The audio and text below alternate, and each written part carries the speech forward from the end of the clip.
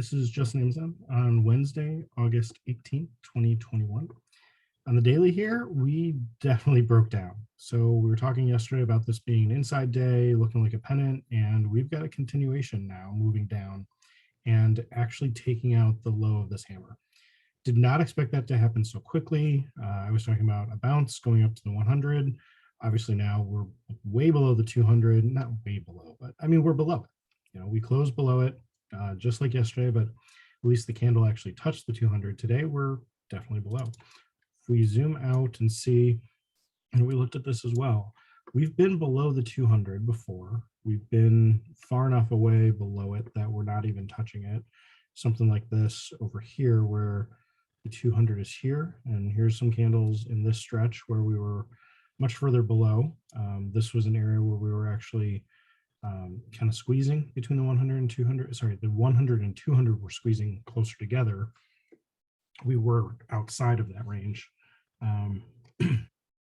This is a stretch here where we were bouncing between the 100 and 200, and then we broke down further. So that kind of a thing is possible where we can push further still. And the next area of support. So the funny thing with this low, so the low here is 3,200 on the dot. The close of this candle was actually 3198.01. It is still technically an open gap, ever so slightly. There is $1.99 in between the close of this price and the low of this price. So we've not actually closed entirely back to the closing price. Anyway, that's just the technical jargon, you know, about a open gap or closed gap, whatever, you know, filling the gap. Basically, I think we'll still do that. I think we'll push down a little bit more. After hours, we're just still near 3,200. But I mean, this looks like we've trapped a lot of bulls, and we can push lower. Absolutely push lower. The next area of support we've got is these kind of red lines here, probably near where we bounced back over here in May. And then if we keep pushing down below that, we had a bounce back here. These bounces, though, were lining up with this channel. We're below this channel, clearly. We don't have to bounce off of this, either of these prices. This could just be more of going sideways and actually kind of bouncing back and forth between this line here at like 29, it's not letting me select it, like 29.40, wherever that is, and then like the 35.50 price. We could just channel and continue going sideways. You know, consider this like a false breakout, and it really needs to just retest all the way back down to these lows. If we do continue to push down past this channel here, we could move into this line possibly, and then down into this line. You know, we'll just have to wait and see how strong this move down is. Obviously, we did not get very much of a retest here. You know, looking at this as a double top, we have a very large unfilled gap here. So thinking of it positively now, like, you know, looking at where we could go to move back up to finally close the gap in this area, and then ultimately up to the closing price on this candle at like 36, what is that? Yeah, about 3,600. We have a long way to go up to reach that, you know. I don't know that we're going to bounce here and run up to that. The next place where I've got kind of X marks the spot would be 3,500 over here. I'm sorry, 3,550 over here. That would be early September. I don't see a huge rally. We did do that kind of thing like this, almost made it up from this price up here in that probably about that kind of time frame, but didn't quite make it as strong of a move is what I'm talking about. But I mean, that kind of a rally is totally possible. I think this was a better rest and allowed it to have a bigger push up, especially because of the squeeze. We don't have that kind of momentum with the squeeze going. We had the histogram kind of starting to compress here and shifting from being less negative into being positive. We are still making more negative histogram moves here. So and we did that through here. We just continued down and then kind of steadied out a bit. So the next thing that I think could happen is if we just could rest, but that means, it's got to go sideways down here for a little while longer. So we'll see if we do continue to push down. If we get any sort of inside day, it could turn in another pennant. And yeah, that's my thoughts on the daily. So jumping into the 5-minute here, we ran right into our line at 32.48 and 95 in the first 15 minutes, and then could not even get back up there. We rode down the 15 for quite a while. Looked like it was rolling lower here. We were getting to the oversold area in the RSI, and somehow we had this quick rally with a really strong looking bullish candle, and then completely took that out, kind of made a bit of a triangle here, at least some lower highs, and then broke down again, making a new low in the day. I'm looking at this, trying to see, what you could have done with some of this compression. I'm only really seeing this where we're making lower highs and higher lows, and then it breaks down with this candle. But I'm not seeing anything with the RSI to say, oh, that's the place to be getting in bearish. This is right at noon and then 12:05. So let's go look at that on the put. We didn't get too much of a bounce. Let's see, we broke down here. Still nothing with the RSI at either extreme. This is the 3,300 call. And then the 3,200 put, obviously where we closed right pretty much at the money, is pretty expensive here for a Wednesday. So this, if we keep moving more bearish, this should go in the money and continue to move. But initially we may get a little bit of a rest in the low 3,200s, which will make this lose some value. And we could get a move back down into these highs here around like 16. At that point, I could be looking at a different option for that to be like a retest and then a bounce. So that's something to consider for Thursday. So at 12:05, we were starting to bounce.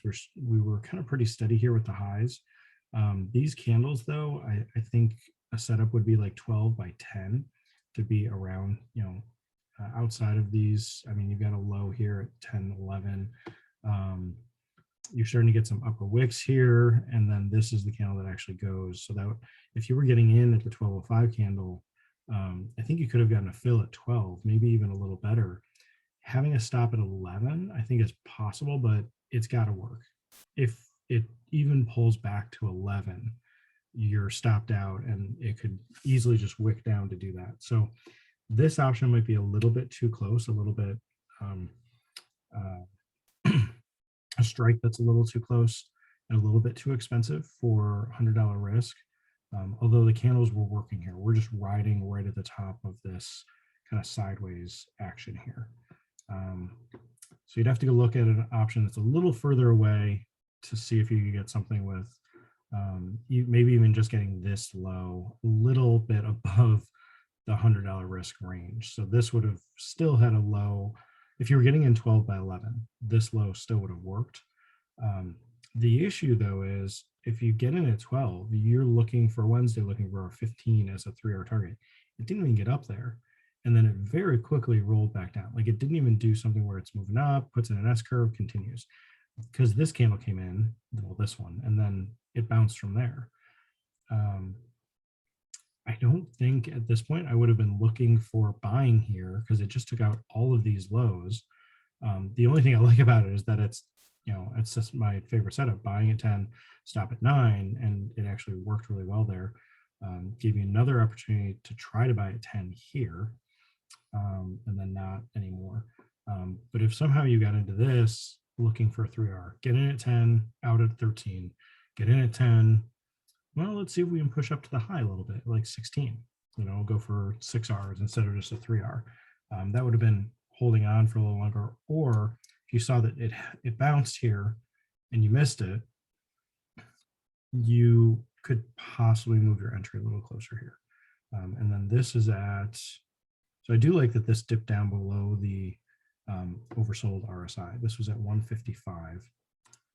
So at 155, what were we doing? We were making a lower high and really small candle above the 21, and then we broke right back down. So This could look like a bounce with a hammer, inside candle, and a breakout. That could look like a bit of a bounce. So you're definitely going against the, I'm not going to say trend, but you're going against this move. But I do like that for going bearish. I like to be buying a bullish candle on the Amazon 5-minute because the put should be a little bit less expensive. Some of the premium gets sucked out when that happens. And then the same thing for buying a call. I'm sorry, buying a call. You want to be getting into a call on a bearish candle because it'll be losing a little bit of premium. You can get it cheaper, when it has that kind of move. I think this would have been really hard to play. This is really choppy. This is really hard to play. Some really large candles. I don't know if this was some sort of event or something, like some sort of something else going on. But you had a pretty large spike in volume compared to the rest of the day, and that's pretty steady for the next 30 minutes here. But I think this would have stopped a bunch of the bears out by going up above some of these highs, and then this would have stopped a bunch of the bulls out when it broke down below, and then because it, bears are getting in, and then it does this again, some bulls are probably getting, some bears are probably getting scared, thinking, oh, I got it at the wrong time. It's going to run without me. It's going to bounce. And then they get out, and they ultimately would have won if they had stayed in or had enough range on their stops to allow it to have a move like this. So I think this kind of thing is just trapping everybody, especially after this kind of consolidation. So I guess we'll see what we end up with tomorrow. If we do continue down, if we can come back into this range, I don't know that we're going to hit 3250 again. Oh, and the one other thing from yesterday's video, I talked about this thing I saw on the hourly where I was noticing if we didn't really gap, we would have a run up into the 21. That had worked some of these days. Well, we didn't do that today. We didn't even get back to the 21. So this is a little more bearish again for where we're showing up here. We rode the 5 quite really well, and then we pushed a little bit more, pushed down lower, took out the low here, took out this entire rally here. We've done that before where we took out a low like this candle, and then we had a bigger rally back into the 21 before we went sideways for a while. That could happen too. We could just rally back up to the 21 here. Right now it's at 32.42. So we could have a rally back up to that or the 32.48.95 and then rest for a little bit and then see if we can push down some more. That's entirely possible too, especially having a retest back into this low, but that's not far. That's 32.20 or so. So hope this helps. This is Justin AMZN. Thanks.